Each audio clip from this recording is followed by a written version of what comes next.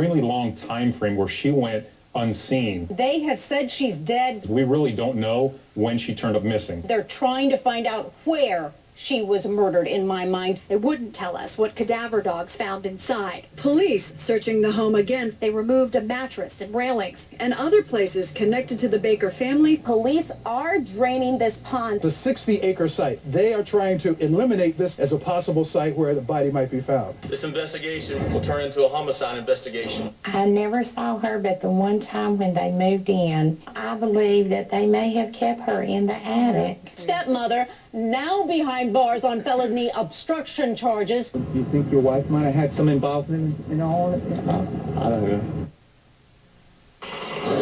My husband works for a tree maintenance company, and we are just getting those 911 calls in tonight as we go to air, and now I am learning that apparently a dumpster at a nearby restaurant has been searched. Out to Natisha Lance standing by on the scene. Natisha, what restaurant? When was it searched? By dogs? By cadaver dogs? What? Who? Where? Why? When?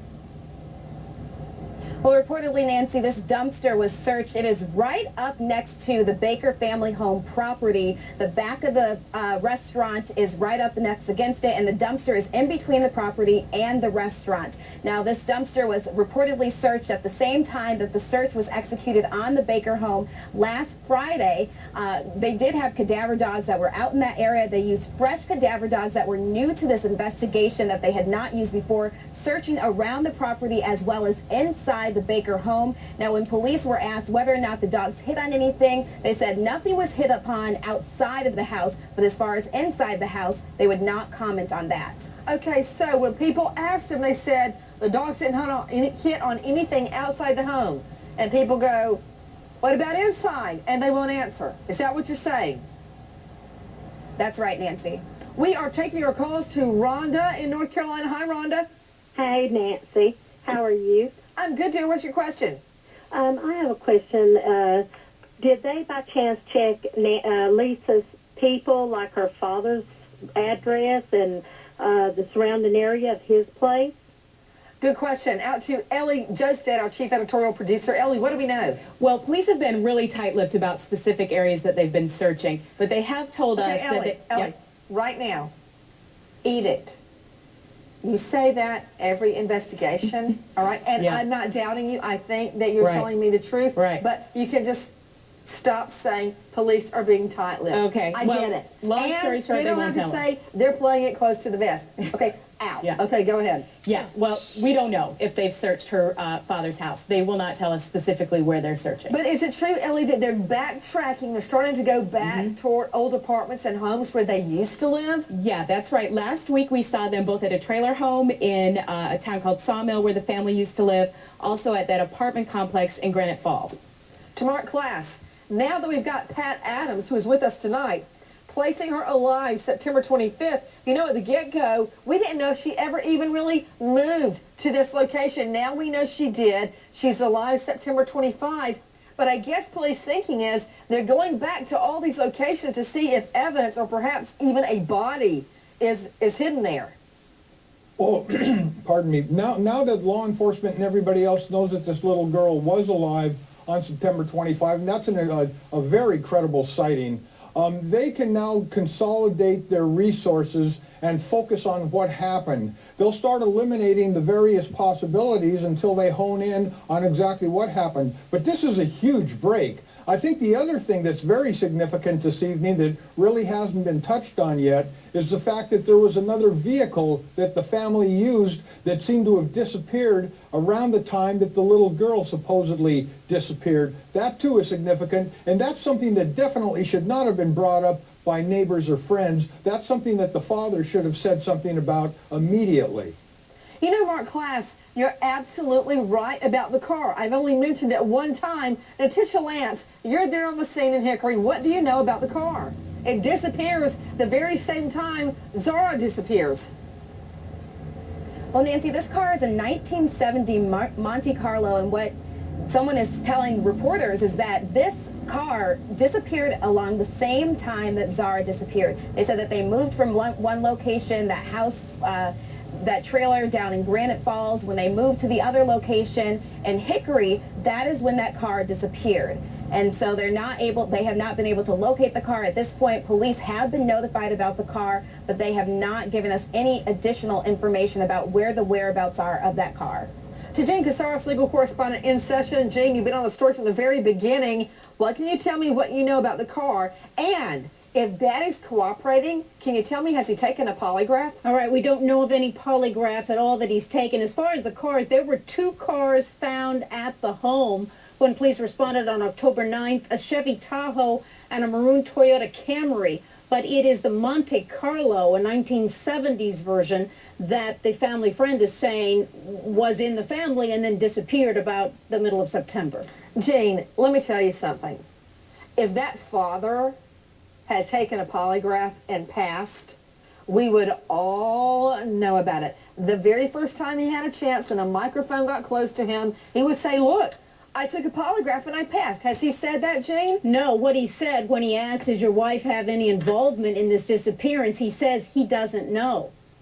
Well, I tell you this, Jane, a father to sit by and let his daughter get treated the way this child was treated, her life a living hell, you know what? In my mind, if he saw what was going on, he's just as part of it as she is. And another thing, what father doesn't see their child, doesn't at least open the door and look in all those many days, Thursday, Friday, Saturday, really Wednesday, okay, all those days, doesn't even poke his head in to see her? I mean, the whole story doesn't fit. And now, Ellie Josted, now we're finally hearing from DFACS, Family and Child Services. What are they saying, Ellie? Well, Nancy, they say that they will not comment specifically on any of these allegations. They're bound by law. They can't talk about whether or not they've investigated this family. But, Nancy, the attorney for the stepmother claims that DFACS has investigated them. He just says that they couldn't substantiate any abuse. Ellie, isn't it true that in North Carolina, in the last, let me see, couple of years alone, 100 and I believe 37 children that Family and Children's Services were monitoring died. 137 children, the most innocent, the most defenseless, die. They're murdered. They're dead. Well, DFACS is helping. Yeah, you're right, Nancy. This is a Charlotte Observer investigation. 137 deaths in the last 5 years. And these were families that DSS had contact with. 26 of those homicides, Nancy. To Dr. Charles Sophie, he's the medical director out in L.A. of Department of Family and Children's Services. He's the author of Side by Side. And you know what, Dr. Sophie, I've got to hand it to you. You're being very kind to come back with us. And I don't mean to take this out on you. You're out in L.A. This is happening in North Carolina. But, I mean, the girl is dead.